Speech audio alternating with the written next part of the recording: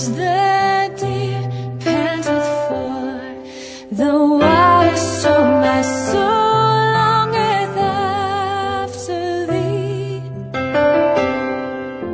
You alone are my heart's desire, and I long to worship thee. You alone are my strength, my shield. To you alone may my spirit yield. You alone are my heart's desire, and I long to worship thee.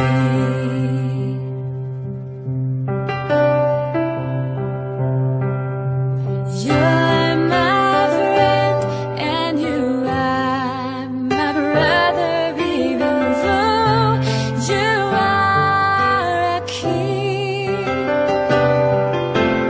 I love you more than any other, so much more than anything. You alone are my strength, my shield. To you alone may my spirit yield. You alone are my heart's desire, and I long to worship thee.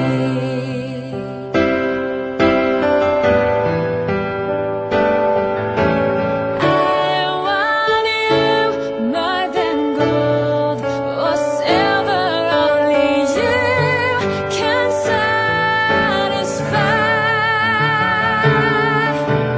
You alone are the real joy giver, and the apple of my eye. You alone are my strength, my shield. To you alone may my spirit yield. You alone are my heart's desire, and I long to worship thee.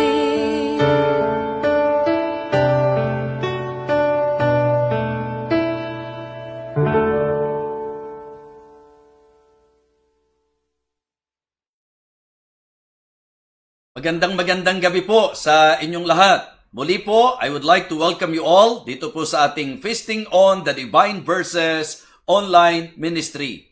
Patuloy po ang ating pasasalamat sa Panginoon na tayo po ay kanyang binibiyayaan upang patuloy po nating maganap ang ministeryong ito. Salamat din po sa mga regularly nakasubaybay po sa ating pong ministeryo at yung mga prayer warriors po natin. Ang laki-laking bagay po ninyo sa inyong lingkod, sapagkat hindi po magiging possible po ito kung hindi po kikilos talaga ang Panginoon. Kaya i-enjoy lang po natin. Alam ko pong sa sitwasyong ito, malaking bagay ng ating pong mga kababayan, at ang bawat isa po ay nakakarinig ng salita ng Panginoon. At gamitin din nating pagkakataon para mag-invite ng mga relatives and loved ones po natin at makasama sa ating pong pag-aaralan. So ngayon po, mananalangin na po tayo sa ating pong pagsisimula. At sa ating pong magiging pananalangin, isasama ko po ang mga prayer requests na naipadala po sa atin. So, ngayong gabing ito, let us pray. Dakilang Diyos, aming Panginoon, nagpapasalamat po kami sapagkat nandito po muli kami upang ikaw ay aming pong dakilain, ikaw po ay aming pakinggan sa pamagitan po ng pangangaral. At sa pagkakataong ito na kami po ay lumalapit sa iyo sa trono ng iyong biyaya at ng iyong kahabagan, hiling po namin na pakalinisin mo ang aming mga puso upang walang maging hadlang sa aming pong pananalangin sa iyo. Dakilang Diyos, hiling po namin ang father po ni Sister Mylene Villa. Nawa pagalingin mo po siya, dakilang Diyos. Ikaw po ang humipo sa kanyang katawan lupa, palakasin mo po siya. Nawa dakilang Diyos, gamitin mo po ang gamot na kanyang tinitake upang siya po ay gumaling. Dakilang Diyos ang Cantileps family, si Brother Andre, Sister Jessie, at ang kabuuan po ng pamilya, lalo na po si Bunso, Panginoon. Pagalingin mo po siya, hipuin mo po ang kanyang katawan lupa, palakasin mo po at makarecover, dakilang Ama. Hiling ko rin po si Brother Andre na makarecover sa kanyang naging kalagayan, na naging positibo po sa COVID-19. Lord, heal him. At maging si Sister Jessie, ikaw po dakilang Diyos ang siyang pagbigay ng kalakasan. Panginoon, si Ashley, at si Pastor Arnel Magracia, yung pagbaba po ng kanilang hemoglobin, Lord, lunasan mo po ito. Pagalingin mo po sila. Nagsusumamo kami sa iyo. Ganun din po, dakilang Diyos, ang wife po ni Pastor Paul Tarjo, na kanina po ay nagle-labor. Nawa dakilang Diyos, maayos na po ang lahat at maingatan po sila.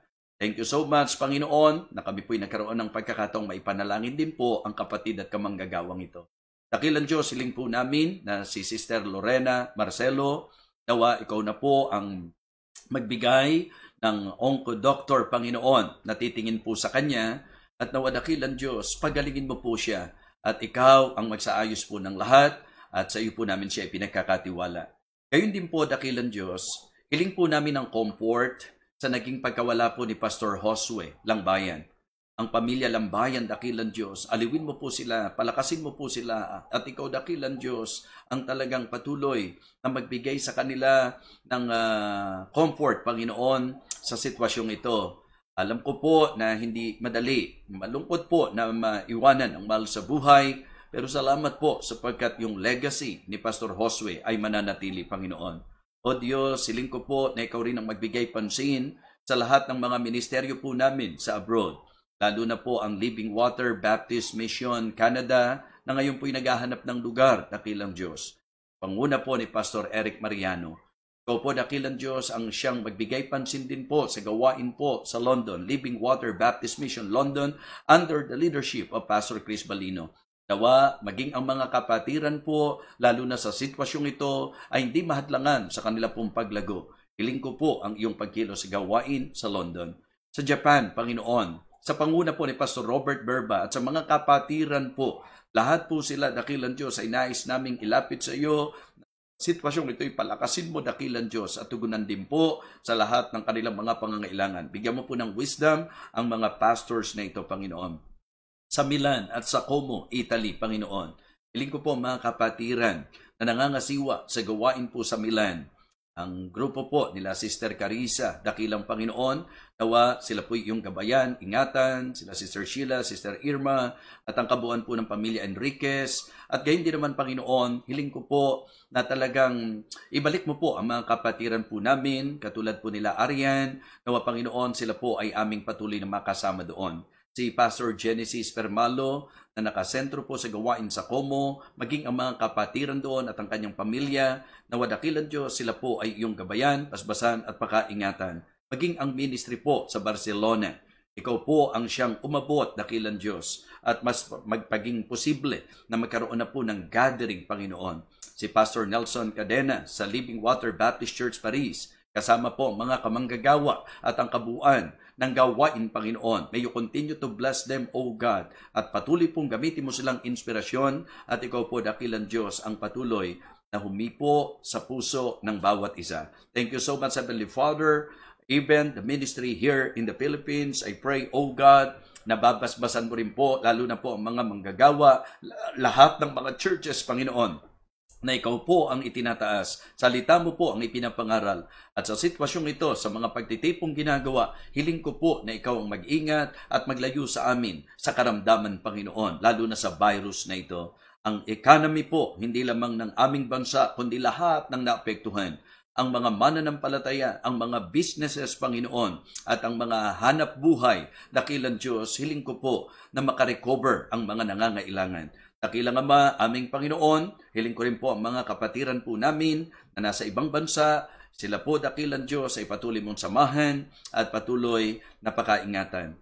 Salamat po, dakilang Diyos, na kami po'y nakapanalangin po sa iyo. At sa amin pong gawain ito, muli po, ikaw po ang maitaas, ang pangalan mo po ang mapadakila. Nawa, dakilang Panginoon, lubos kaming magtiwala sa iyo at sa iyong magiging kasagutan sa amin ayon sa iyong mabuting kalooban. Ito po, Diyos, ang aming panalangin. Sa pangalan po ng aming Panginoong Jesus. Amen. Amen. Okay, so purihin po ang Panginoon. At ngayon po, para sa pagbati naman ng mga birthday celebrants, yun po ay isinasama po natin. Pag nakikita po natin yung mga celebrants, gusto nating mag-shout out para batiin po sila at makirejoice po sa kanila pong kaarawan. Isa po sa nais nating batiin, kapatid po natin from Montalban, sa panguna po ni Pastor Kaloy Samson. Ito po ay walang iba kundi si Sister Michelle Lumactud. Sister Michelle, happy birthday sa iyo. Ganon din po, sa pagkakataong ito, gusto po nating batiin ang isa pa po sa ating pong kamanggagawa, walang iba kundi si Pastor Julius Olaya. Pastor Julius, happy birthday din. Nagpapasalamat ako sa Panginoon dahil mayroong pagkakataon na mabati ka namin sa okasyon mo ngayon. Okay, so may copy ako dito ng mga may birthday. Baka may mamiss ako. So gusto nating mabati silang lahat. Meron pa ba dyan? Okay, sa mga may birthday natin. So, tingnan ko lang. May kopya tayo dito ng mga may birthday. Ayun, salamat. Nakita po natin. Okay, so birthday din po ni Sister Lydia Abordo sa Palawan. So, kanina po si Pastor Julius Olaya. Diba? So, kamanggagawa po natin yan. So, si Sister Lydia Abordo. Happy birthday, Sister Lydia. One of my dear friends, Salamat sa friendship natin sa gawain ng Panginoon. At siyempre po, ang matalik na kaibigan po natin, ito po'y kapamilya at talagang malaking bagay po ang kanyang friendship. Nagpapasalamat tayo sa Diyos sa another year na ipinagkaloob sa Kanya. So, birthday po ngayon ni Pastor Joey Sauco. Pastor Joey, my friend, happy birthday at I hope na na-enjoy mo yung mga greetings namin, mga pagbati namin sa iyo. So again, sa lahat ng celebrants, i-enjoy nyo po ang kabutihan ng Panginoon. Again, happy birthday. Sa pagkakataong ito mga kapatid, matapos po ang pagbati natin sa mga celebrants, pasensya na po ho, kung hindi po namin nakita, so hindi po namin kayo mababati. Basta ang pinaka-safe, lahat ng may birthday ngayon, happy birthday po sa inyo. This time, medyo maghanda-handa na po tayo. Alam kong excited na po tayo sa mensahe ng Panginoon at excited rin po ang inyong lingkod. Makinig muna po tayo ng tanging bilang at nagpapasalamat ako sa Panginoon sa wakas na pagbigyan din po ako ng aking favorite. Pakinggan po natin ang awit para sa Panginoon.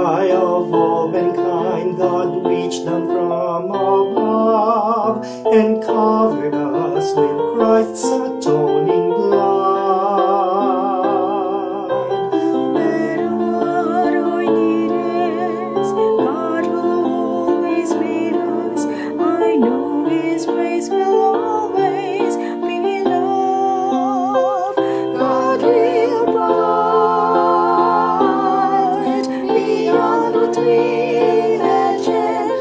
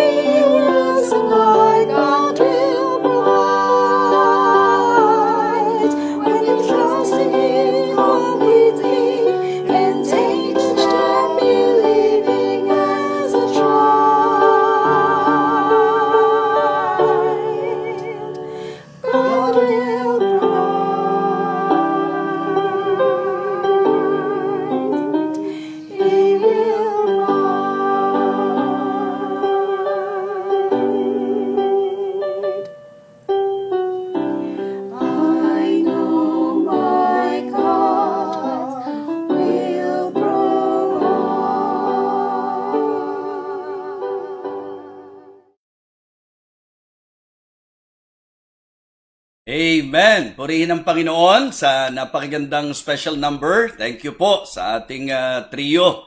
Sa wakas, napagbigyan din ako ni Sister Joy Bibet. Yeah, yan po ang tawag ko. Actually, just for you to know, siya po'y anak ng aking pong pastor, si Pastor George Claridades.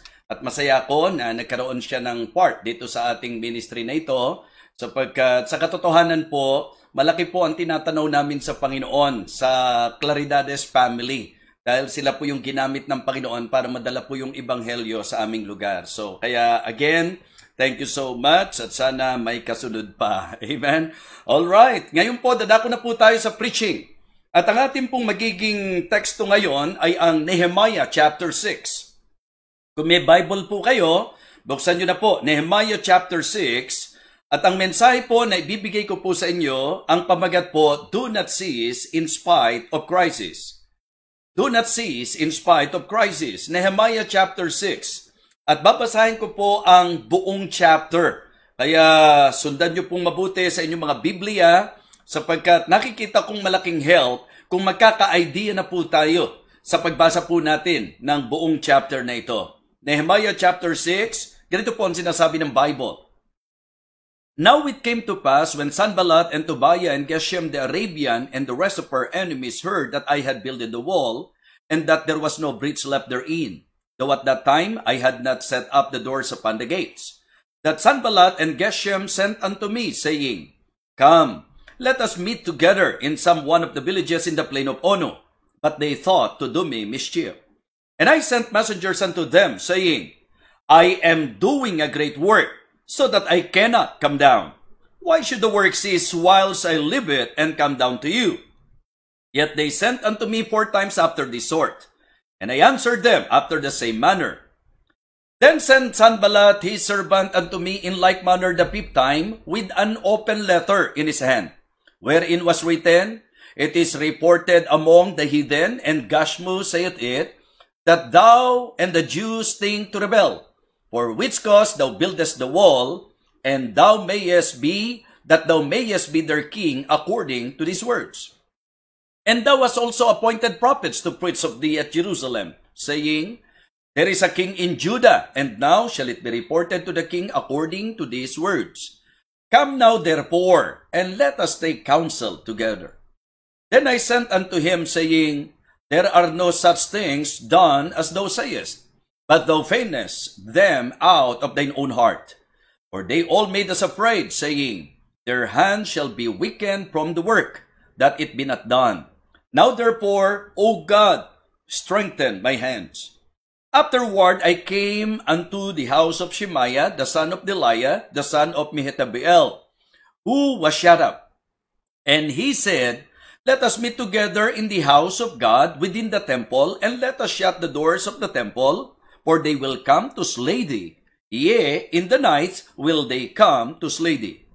And I said, Should such a man as I plead? And who is there that, being as I am, would go into the temple to save his life? I will not go in. And lo, I perceived that God had not sent him, but that he pronounced this prophecy against me, for Tobiah and Sanballat had hired him. Therefore was he hired, that I should be afraid and do so and sin, and that they might have matter for an evil report, that they might reproach me.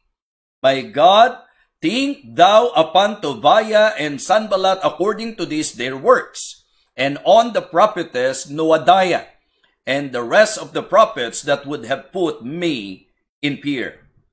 So the wall was finished in the 25th day of the month Elul, in 52 days.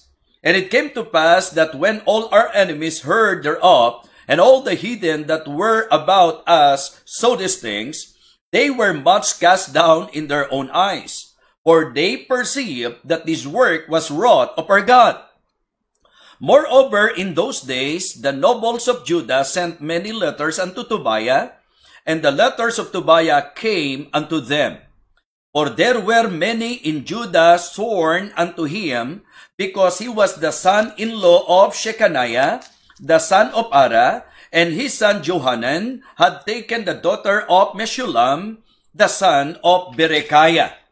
Also they reported his good deeds before me, and uttered my words to him, and Tobiah sent letters to put me in fear. Manalangin po tayo. Dakilang Ama, aming Panginoon Diyos, muli po kaming humihiling ng iyong gabay sa amin pong pakikinig ng iyo pong aral. Hiling ko po, O Diyos, ang iyong kapangyarihan, karunungan, Panginoon, upang akin pong magawa ang pangangaral na ito, hindi po sa kapangyarihan ng laman, kundi sa kapangyarihan ng banal na Espiritu.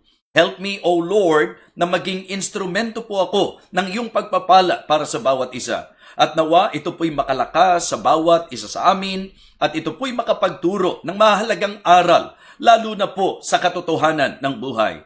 Thank you so much, Heavenly Father. And again, sa iyo po ang aming pagtitiwala at panalangin sa pangalan po ng aming Panginoong Jesus. Amen. Okay, so purihin po ang Panginoon. I believe marami sa inyo ang somehow may idea na po sa storya ni Nehemiah. Siguro masasabi ko po na isa po ito sa aklat na kung saan napakarami ko na pong na-preach. At dyan yung mapapatunayan na ang salita ng Diyos ay hindi po mauubusan ng mensahe, nung yaman ng mensahe. Ang ating pong mensahe ngayong gabing ito ay pinamagatan po nating do not cease in spite of crisis. And I would like all of you to understand that the very concept and idea nung pong do not cease, mga kapatid, ang ibig sabihin po nito ay do not stop. Do not quit. Do not give up. Don't give up. Yan po ang mga bagay na gusto ko pong ipunto sa atin. Now, alam niyo po, yung pong usapin patungkol sa krisis, yan po ang isang po pwedeng maging epekto po nito sa atin. Yung bang kapag may krisis na, po pwede pong tayo ay mapatigil at mapasuko po nito. At itong napakaganda sa ating pong mensaheng mapag-aaralan, particularly in the life of Nehemiah. So, the word crisis simply means it is a time of intense difficulty, trouble, or danger. Pagka pinag-usapan po natin ang krisis, mga minamahal, ang pinag-uusapan po natin dito ay yung matinding kahirapan, hindi po ba yung trouble, mga problema po, mga kapatid na po pwedeng pressure po sa atin, or yung mga panganib. Katulad po nung presenting nararanasan natin ngayon. Ito po, po pwede nating sabihin krisis. Bakit? Sapagkat ito po ay matinding hirap, at masasabi po nating meron pong panganib na dala at dulot po sa atin po bilang mga tao. Mga kapatid, mga minamahal, ang gusto ko po at ang objective po ng mensaheng ito is to encourage everyone to just continue on in spite of crisis. Kahit na po dumating ang punto na meron pong mga panganib, meron pong mga kahirapan, may mga problema, hindi ko po nakikitang ito ay dapat maging dahilan for us to quit and to stop or to give up. Do not cease, mga kapatid, in spite of crisis. Ito po ang makikita natin dito po sa kasaysayan ni Nehemiah. In fact, doon po sa pagbasa ko po ng buong chapter, kung tutusin po, pwede na nating i-consider po yung verse number 4.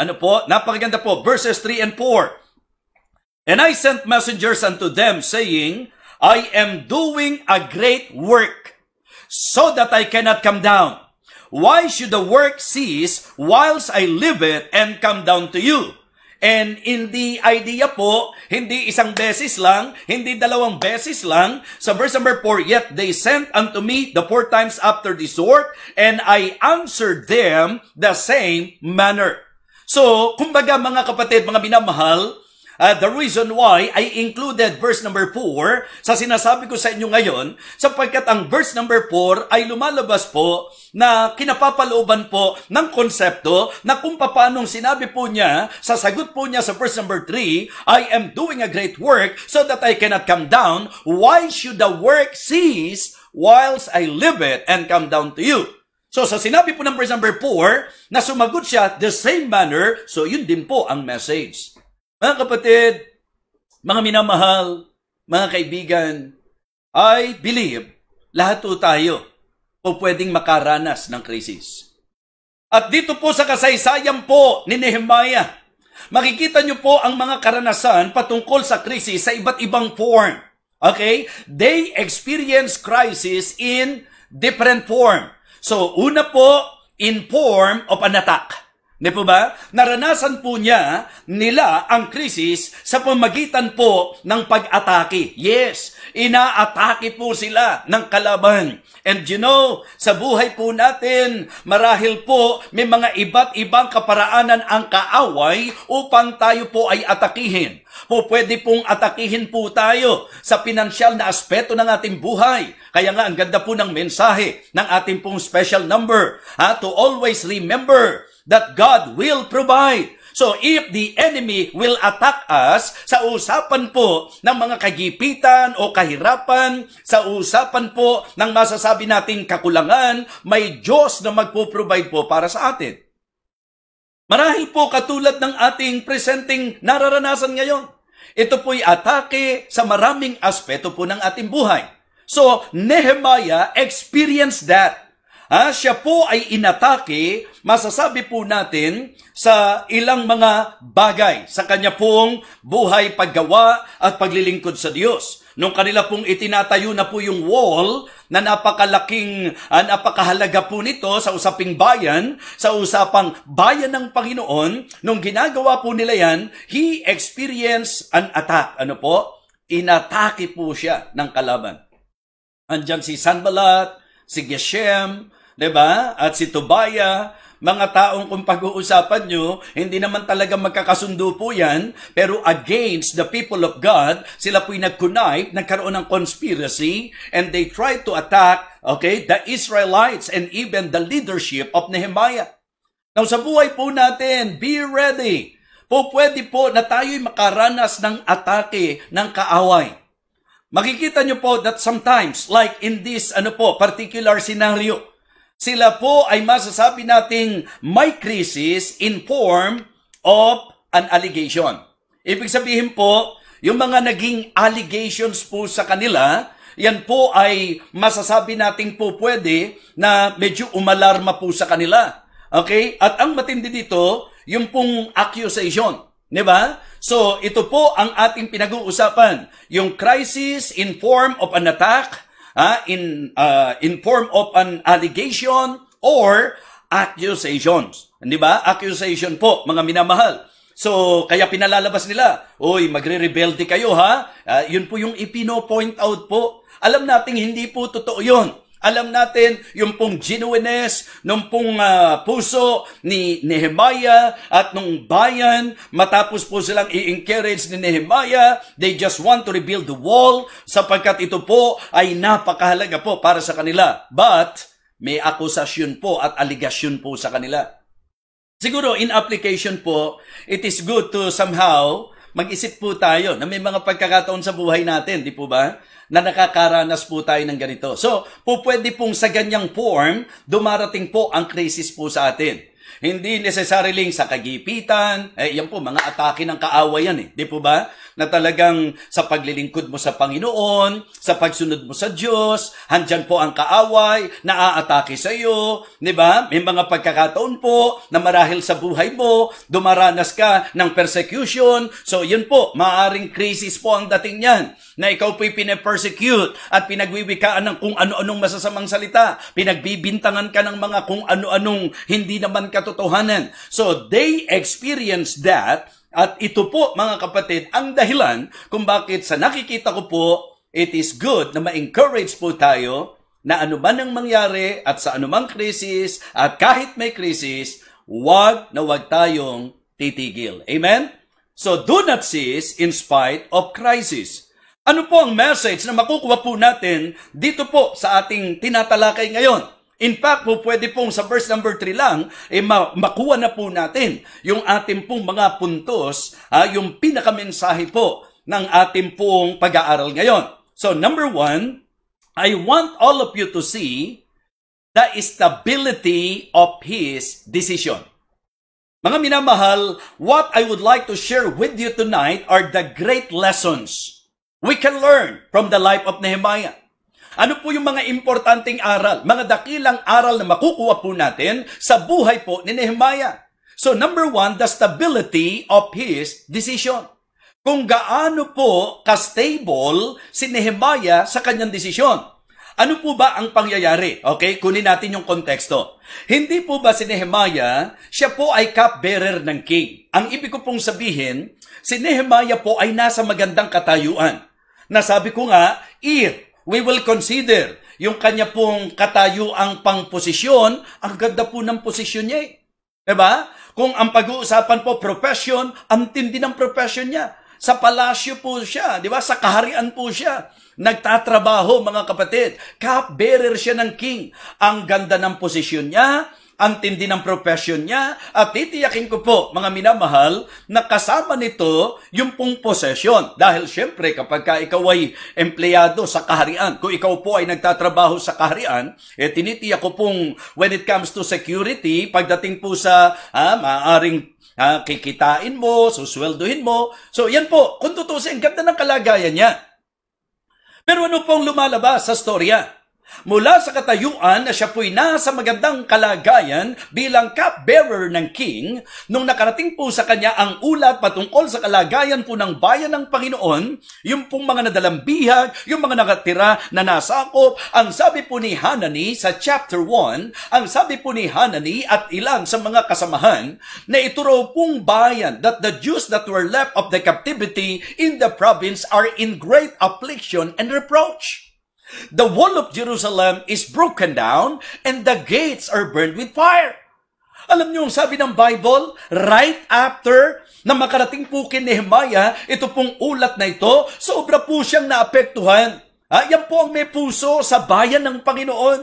Yan po ang may puso sa bagay ng Diyos na kahit ang ganda na ng sitwasyon niya. After hearing that bad and evil report, sad report, may I say, alam niyo po, ang sabi po ng verse number 4, talagang iyak si Nehemiah.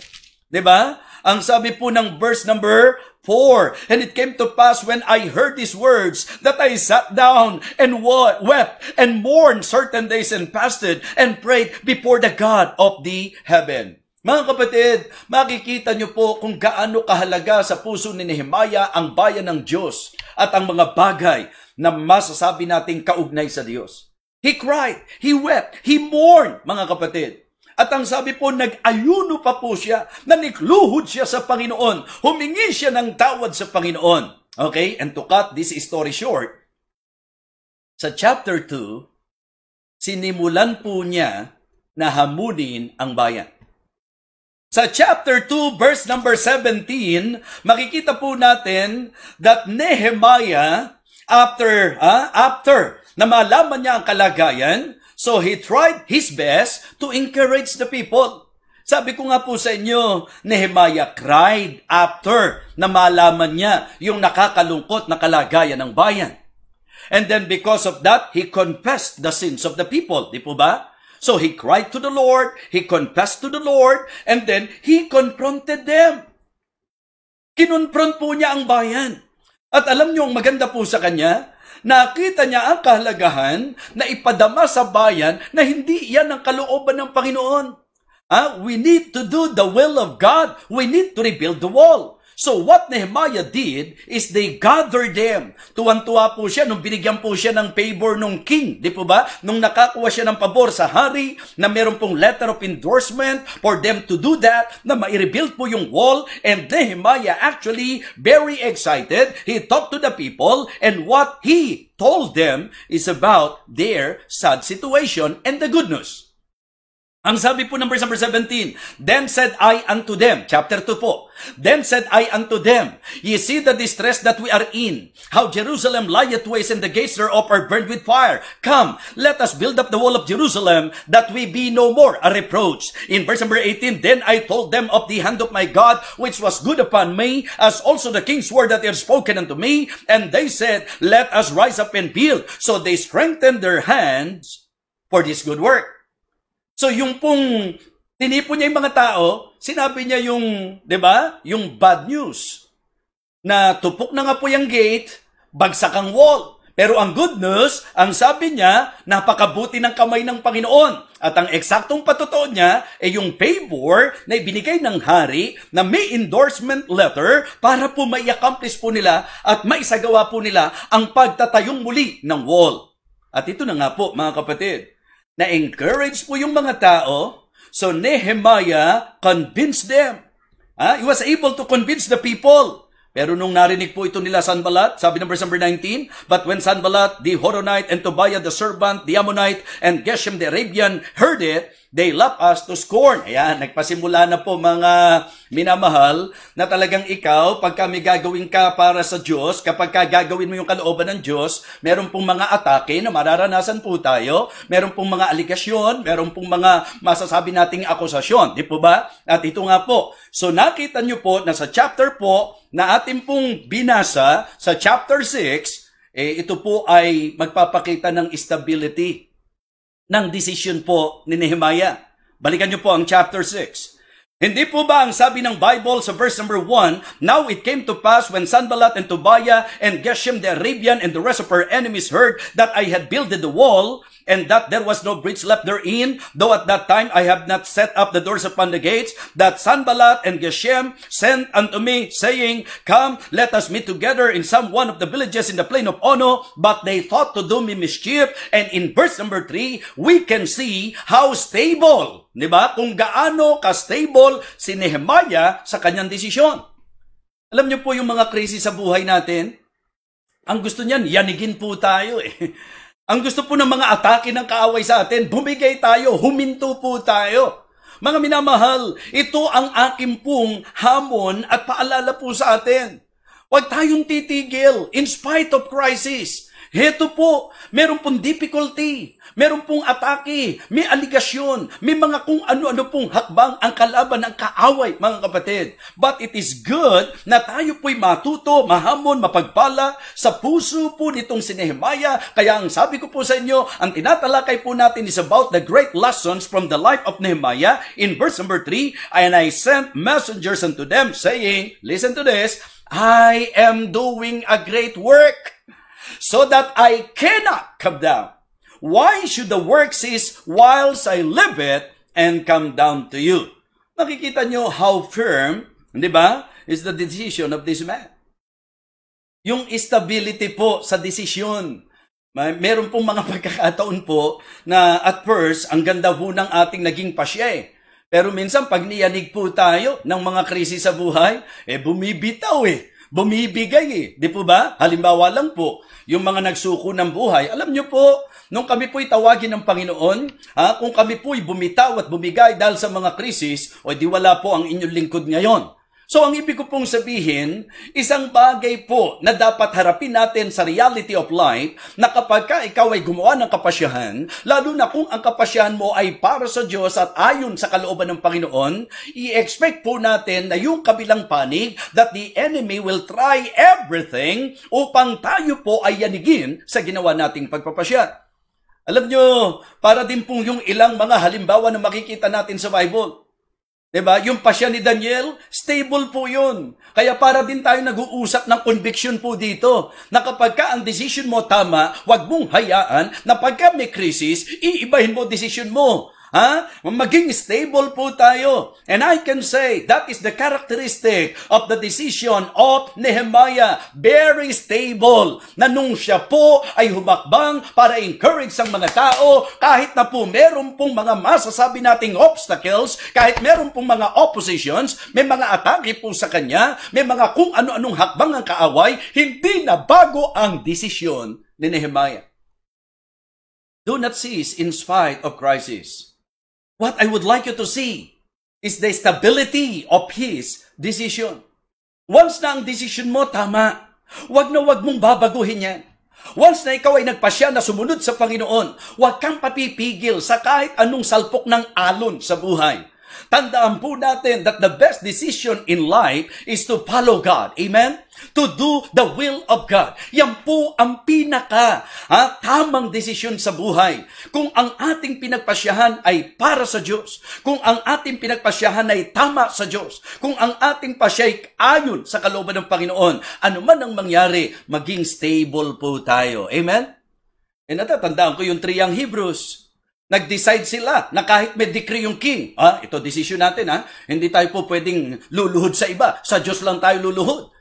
Ang problema, may crisis na dumating. Ano po yon? May danger, may problem po. Ang sabi po ng king, kapag hindi kayo yumukod, ipapatapon kayo sa burning furnace. Alam nyo, nung una, hindi sila lumuhod. Kaya lang, baka tsamba lang po yun. Kaya nilagay sila sa isang sitwasyon uli.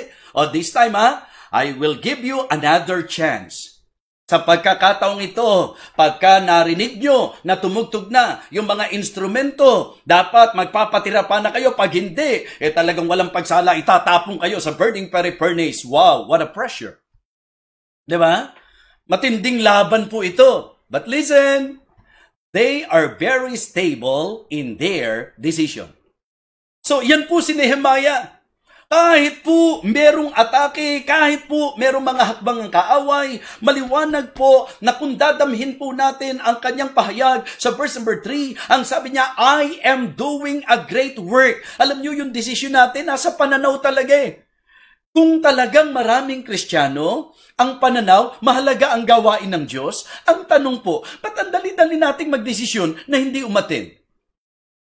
Kung talagang sa pagbibigay, alam natin kung ano yung para sa Diyos, kung naniniwala tayo na yan po ay dakila, yan ay para sa Diyos, ba't ang dali-dali po nating magpasya na hindi ibigay kung ano yung para sa Panginoon? Kung ang paglilingkod po ay alam nating para sa Diyos, kung ang soul winning po ay alam nating para sa Diyos, what I mean to say, if we are very definite and very much aware that service, hindi po ba, yung mga gatherings, yan ay para sa Diyos, bakit parang ang dali-dali po nating magbago sa ating pong pagpapasya? Mga kapatid, ang sabi niya, I am doing a great work so that I cannot come down. Damhin niyo po, ano ang kinalaman nun sa desisyon niya na hindi siya bababa? Kasi nga po, dahil ang tingin niya, dakila ang gawain ng Diyos, hindi niya ipagpapalit. Hindi dapat itigil. Hindi dapat mahinto. Sana po ito ang naiintindihan natin. Be stable in our decision. Kung ikaw ay nasa kalooban ng Panginoon. Kaya sabi ko po, kung tinawag ka ng Diyos na magpastor, kung tinawag ka bilang manggagawa, ano man ang krisis na dumaan, ano man ang hirap na dumaan, ano man ang trouble na maranasan, ano man ang danger along the way. Mga kapatid, don't you ever change your decision. Why? Sapagkat yan po ang kalooban ng Panginoon. So, ito ang nakita ko po kay Nehemiah. Great lessons that we can learn. Great lessons we can learn sa buhay po ni Nehemiah. Number 1, the stability of his decision. I am doing a great work so that I cannot come down. Why should the work cease? Why should the work cease whilst I live it and come down to you? So makikita nyo po dito the sincerity of his devotion. Yes, tingnan nyo kung gaano kasinsero ang kanyang debosyon. Dahil po tiningnan niyang para sa Diyos to. Gawain ng Panginoon ito. Mga binamahal, alam nyo po, napakaraming tao, napaka-shallow ng kanila pong understanding o definition sa word na devotion. Yung bang pagka sinabing debosyon, di ba? Dami nga po sa atin nagkiklaim. Lalo na sa usaping relihiyon noon, ay alam mo, deboto ako sa religion namin noon Deboto, pero pagka tiningnan mo at inaral mo, paano naging deboto yun? Ayaw mo lang umalis sa religion mo, pero hindi mo naman ginagampanan yung mga dapat gampanin ng religion kinabibilangan mo. Paano ka naging deboto? Di po ba? At ang nakakalungkot, marami po nung masave, dinala po yan. Kahit na nasa Kristyanismo na nasa gawain na ng Panginoon. Nasa tama na po, pero para sa kanya, yung idea, ikinukonsider niyang faithful siya, ikinukonsider niyang devoted siya, kahit na po umaga lang umaaten, kahit po hindi umaaten ng prayer meeting, pero ang dating parang devoted. Mga kapatid, malayong-malayo po yun sa debosyon na itinuturo ng Bible. Alam niyo po ba na yung devotion na makikita natin sa Bible, ito po kung tutuusin, because of devotion, nangangahulugan na ng kanilang buhay, pero hindi sila tumitigil, hindi sila bumibitaw, hindi sila bumibigay. Amen? Yun ang pinakita po nila Daniel at saka ng triyang Hebrews Diba? Yun po ang makikita natin kay Nehemiah. Kung gaano kasensiridad ang kanyang debosyon doon sa alam niya na gawain ng Panginoon. Diba? Ang sabi po niya, I am doing a great work so that I cannot come down. Eto, tingnan nyo gaano ka-devoted. Why should the work cease whilst I live it and come down to you? Diba? Mga kapatid, isang napakagandang ehemplo na po pwede nating tularan na kung naniniwala ka na ang ginagawa mo ay kalooban ng Diyos, maging deboto po tayo and make sure na sincero po tayo sa ating pong debosyon. Amen? Alam niyo po, kung ngayon tayo magiging deboto, base sa kung ano po yung natutunan natin sa Biblia, for me, ito po ang tamang debosyon. Amen?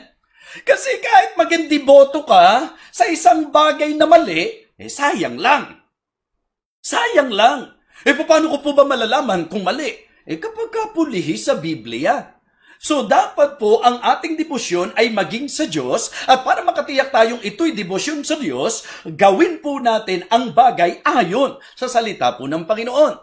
At dito natin makikita kung gaano kasinsero itong si Nehemiah sa kanyang devotion na kahit ano pa ang gawing pangistorbo sa kanya, walang makapag-aalis sa kanya, walang makakapigil sa kanya. Why? Because he is really a devoted man of God. Amen? The sincerity of his devotion. Pangatlo po mga kapatid, the sharpness of his discernment. So great lessons na pwede nating matutunan mula po sa buhay ni Nehemiah. Una po yung stability of his decision. Pangalawa po, yung pong sincerity of his devotion. Pangatlo po, the sharpness of his discernment. Kung gaano katalas yung kanyang discernment. Alam niyo po, iba po yung kutob. Yung po kasi yung nakasanayan po nating term Talagang masama ang kutob ko Di po ba? So, sa usapan pong Kristiyano, sa usapang pangsalita ng Diyos, mga kapatid, yung discernment po, hindi basta kutob.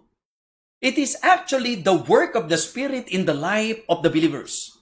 Ito po mga kapatid, yung tinatawag po natin na pagiging aktibo ng banal na spirito sa buhay po natin, kaya yung sensitivity nanduroon mga kapatid. And it is good na tayo po ay masasabi nating mayakap ng mahigpit sa Diyos. Amen? Yun ang kagandahan. By the way, sa usapan po ba ng pagpapatalas ng discernment, ano po ba ang pwedeng magpatalas ng discernment natin? Alam niyo po, sa usapan ng discernment, ang involved dito, for me, is the Spirit of God and the Scripture. Para tumalas po yung discernment natin, una, kailangan mapuspos ka talaga. Ang ibig sabihin po, yung talagang magkaroon ka ng Spirit-filled life or Spirit-led life. Ibig sabihin yung buhay natin, talagang masasabi nating nasa control ng banal na Espiritu at umaangat yung antas ng spirituality mo. If your spirituality is growing, ang isa sa manifestation nito, discernment. Malinaw po yan.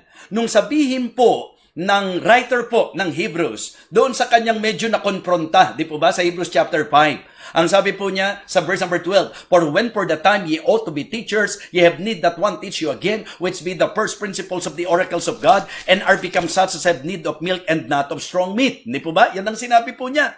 Pagdating po ng verse number 13, For everyone that useth milk is unskillful in the word of righteousness, for he is a babe. But strong meat belongeth to them that are of full age, even those who, by reason, of use, have their senses exercised to discern both good and evil. Alam niyo po, napakalaking bagay na tayo po sa spiritual life natin mag-grow. At ang isa sa manifestation ng growth, discernment. At ang isang makatutulong po sa atin sa discernment is the Word of God. Hindi ka po pwedeng mag-grow nang walang Word of God. Tama po? At as you grow in the Word of God, then the Spirit of God will lead you.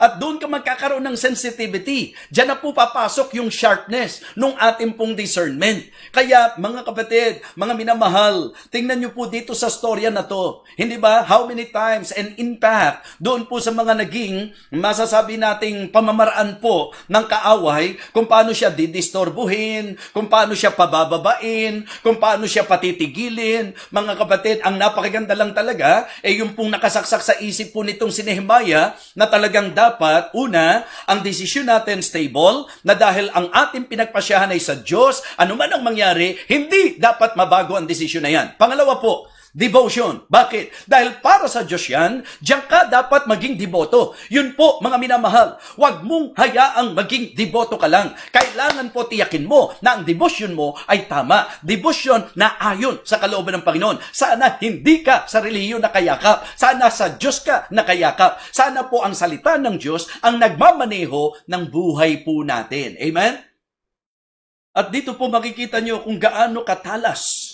Ang sabi po ng verse number 5, Then sent Sanballat his servant. Balikan niyo po yung teksto natin, Nehemiah chapter 6. Then sent Sanballat his servant unto me in like manner the 5th time with an open letter in his hand, wherein was written, It is reported among the heathen, and Gasmus saith it, that thou and the Jews think to rebel, for which cause thou buildest the wall, that thou mayest be their king, according to these words. Tingnan niyo po ho, meron pong mga aligasyon at meron pong maling akusasyon, mga kapatid. Ano po ang sabi po niya sa verse number 7 pa? Ang sabi po ng verse number 7, And thou hast also appointed prophets to preach of thee at Jerusalem, saying, There is a king in Judah. Okay, and now it shall be reported to the king according to these words. Come now therefore, and let us take counsel together. Verse number 8, Then I sent unto him, saying, There are no such things done as thou sayest, but thou painest them out of thine own heart. Okay, ang gusto ko po, maintindihan nyo po,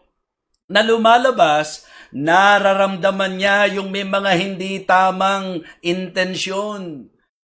Yung pong pinalalabas nila na di-discern po ni Nehemiah, hindi totoo yan. Ito lang ang gusto nyong mangyari. Verse number 9, For they all made us afraid, saying, Their hand shall be weakened from the work, that it be not done. Alam nyo po, sana sa buhay natin, meron tayong ganyang discernment. Na alam nyo po yung mga tao na magiging dahilan para mapatigil kayo, malihis kayo, mawala kayo sa kung ano po ang gusto ng Diyos sa buhay natin. Di po ba? So, dapat may discernment tayo. Alam natin yung taong makakabuti, alam natin yung taong makakasama. Alam natin yung taong may intensyong mabuti, alam natin dapat ang taong may intensyong masama. Yun po ang nakita ko po dito. Sabi niya, hindi totoo yan. Mga imbento nyo lang yan. Mga ginagawa nyo lang yan. Diskarte nyo lang yan. Ang gusto nyo lang matakot kami. Ang gusto nyo lang itigil ang gawa para hindi matapos. Yun po yung sinasabi niya. Mga kapatid, hindi lang po sa ganung paraan. Ang sabi ng verse number 10, Afterward I came unto the house of Shemaiah, the son of Delaiah, the son of Methabiel, who was shut up, and he said, Let us meet together in the house of God, within the temple, and let us meet, and let us shut the doors of the temple, for they will come to slay thee, yea, in the night will they come to slay thee. Verse number 11, And I said, Should such a man as I flee? And who is there that, being as I am, would go into the temple to save his life? I will not go in. Tingnan niyo po yung kung papaano po siya, mga kapatid, mag-express at kung papaano po siya magpasya. Verse 12, And lo, I perceive that God had not sent him, but that he pronounced this prophecy against me, for Tobiah and Sanballat had hired him. Therefore was he hired, that I should be afraid and do so and sin. Amen? At ang sabi po niya, and that they might have matter for an evil report, that they might reproach me. Mga kapatid, anong tawag doon? Discernment. Minsan po, ang akala natin, ang concern pa sa atin, yung mga taong, ang totoo lang, ang intensyon, mapasama po tayo. But in the case of Nehemiah, we can say that his discernment is very sharp, mga kapatid. So, the sharpness of his discernment, ito ay napakalaking bagay para hindi tayo huminto. Pagka ang decision mo stable, hindi ka titigil kahit may crisis. Kapag ka po ang devotion mo ay sincero, hindi ka titigil. Hindi ka titigil kahit anong crisis. Devoto Sincero Di po ba? And then yung sharpness of discernment, makikita nyo po na dahil nakikita ni Nehemiah na di-discern po niya yung mga tao, mga kapatid, hindi nyo siya mapapatigil.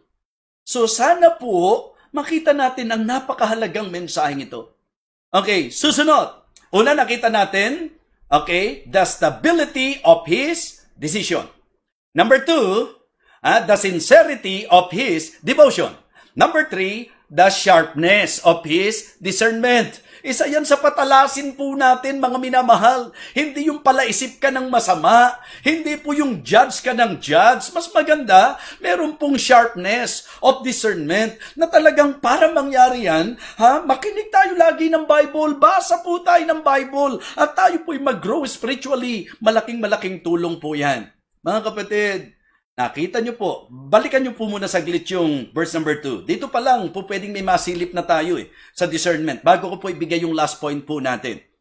Ang sabi ng verse number 2, that Sanballat and Geshem sent unto me, saying, come, let us meet together in one of the villages in the plain of Ono. Anong sabi? But they thought to do me mischief. So very aware siya. Diba? Discernment po yan Kaya nga sana po, makita natin na sa buhay natin, sino po ba yung masarap samahan na dadaling ka sa katuwiran? Diba? Sino po yung maganda na papayagan nating maka-impluensya sa atin? Kahit po sa church. Okay? Bigyan pansin po natin.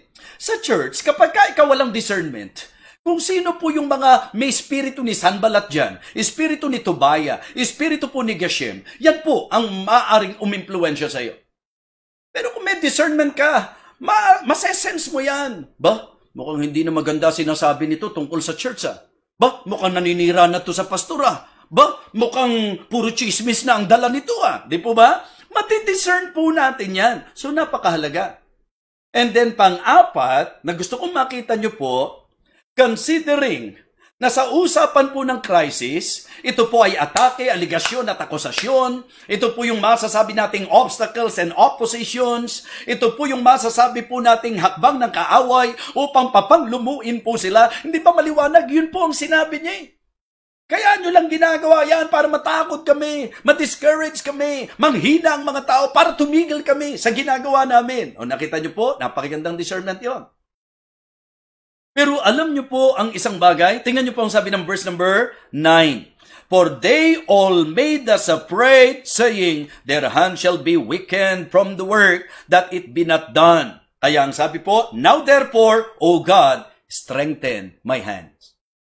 Alam nyo po, para hindi tayo tumigil, kahit may crisis, ang kailangan po natin is the strength of His defense. Diba?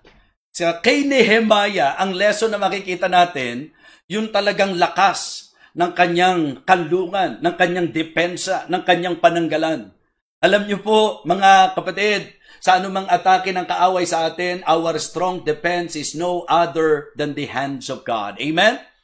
Diyos ang ating kalasag. Diyos ang ating kalakasan, mga minamahal. Kumbaga, sa lahat ng atake po sa atin, Diyos ang po pwede natin panghawakan. And I can say that the reason why sila po'y tuloy-tuloy lang, natapos po nila ang wall, sila po'y nagtagumpay. Why? Because of their strong defense. Mga kapatid, the strength of His defense, it is the hands of God. Ang sabi po niya sa testimony niya, the good hands of God. Yun po yung powerful hands of God. Ito po yung protecting hands of God. Ito po yung providing hands of God. Yan po ang kamay ng Diyos na po pwede nating panghawakan, na po pwede po nating pagtiwalaan, mga minamahal. Kaya tayo nagkukwit Kasi talagang bumibitaw tayo Ang lakas natin, yung alam nating kakampi natin ng Diyos. Amen? Kasama natin ang Panginoon. Kumbaga, if you will consider God as your strong defense, mga kapatid, you can also say, like what the psalmist said in Psalm chapter 16, verse number 8, I have set the Lord always before me, because He is at my right hand, I shall not be moved. Kumbaga sa sinabi ni Paul, if God be for us, who can be against us? Nandyan ang mga Sanballat, nandyan ang mga Tobia, nandyan ang mga Geshem, nandyan ang mga attackers, nandyan ang mga accusers, nandyan yung mga somebody na gagamitin ng kaaway to put you down and to discourage you. But listen, meron tayong Diyos na kapag tiyak natin na ang ginagawa natin kalooban niya, siya ang kakampi natin, panghawakan natin, na walang makakadaig sa atin, walang makakapanagumpay sa atin. And that is actually, diba, what happened to them? Nagtagumpay sila. Why? Because of the strength of His defense. Great lessons from the life of Nehemiah. Mga aral na matututunan natin. Kaya I hope na sa evaluation po natin, kasi pagka nandyan yung crisis, dyan tayo talaga bumibitaw eh.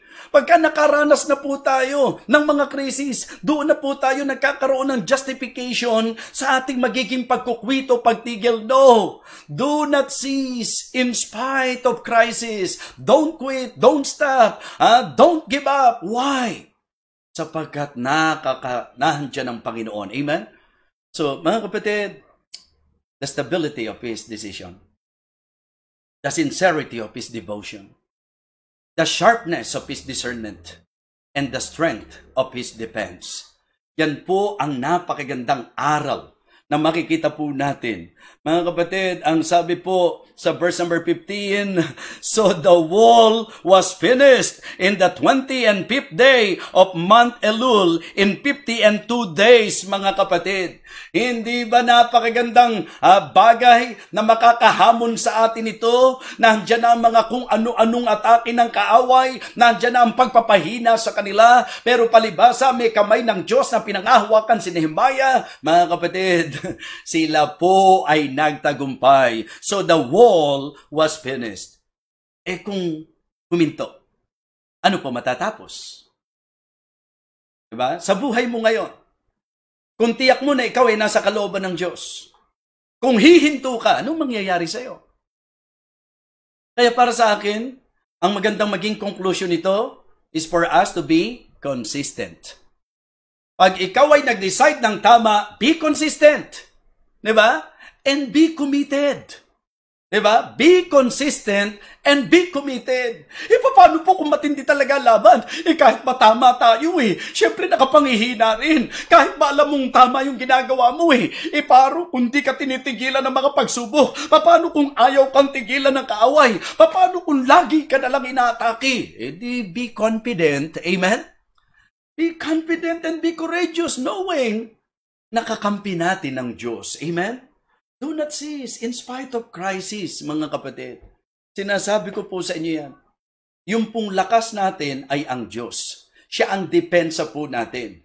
At akin pong nais bigyang pansin sa inyo na kung saan doon sinimulan ni Nehemiah na i-encourage ang mga tao. Ang sabi po niya sa Nehemiah chapter 2 and verse number 18, then I told them of the hand of my God which was good upon me. Gaano na po na sa buhay natin, naranasan natin, napatunayan natin na napakabuti ng kamay ng Panginoon. Ngayon ka pa ba mag-aalinlangan? Bibitaw ka pa ba? Bibigay ka pa ba? Samantalang may kamay na kung saan nandyan upang protektahan ka, may kamay na nandyan upang ikaw ay tugunan sa lahat ng iyong pangangailangan.